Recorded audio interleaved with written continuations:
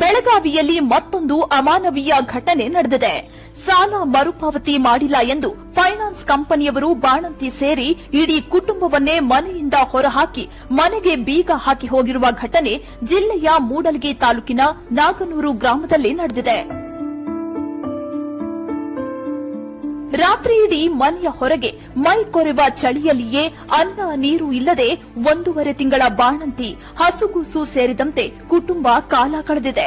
Finance company ಅಧಿಕಾರಿ ಸಿಬ್ಬಂದಿಗೆ ಸ್ವಲ್ಪ ಕಾಲಾವಕಾಶ ನೀಡಿ ಬಾಣಂತಿ ಹಸುಗೂಸು ಇದ್ದು ಮನೆಯ ಒಂದು ಭಾಗದಲ್ಲಿ ಇರಲು ಅವಕಾಶ ನೀಡುವಂತೆ ಕುಟುಂಬ ಕಣ್ಣೀರಿಟ್ಟು ಕೇಳಿದ್ರೂ ಫೈನಾನ್ಸ್ ಕಂಪನಿಯವರ ಮನಸ್ಸು ಕರಗಿಲ್ಲ.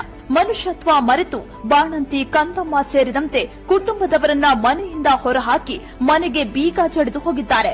ಚೆನ್ನೈ ಮೂಲದ ಈಕ್ವಿಟಾಸ್ ಕಾಲ್ ಫೈನಾನ್ಸ್ ಕಂಪನಿಯಲ್ಲಿ 2.5 ವರ್ಷದ ಹಿಂದೆ ಹೈನುಗಾರಿಕೆಗೆಂದು ಶಂಕರಪ್ಪ ಗದ್ದಾಡಿ ಎಂಬ ರೈತ 5 ಲಕ್ಷ ರೂಪಾಯಿ ಸಾಲ ಪಡೆದಿದ್ರು. ಹಣ ಮರುಪಾವತಿ ಮಾಡಲು ಸಾಧ್ಯವಾಗಿರಲಿಲ್ಲ. ಕಂತು ತುಂಬದಕ್ಕೆ ಫೈನಾನ್ಸ್ ಸಿಬ್ಬಂದಿ ಕೋರ್ಟ್ ಮೊರೆ ಹೋಗಿದ್ರು.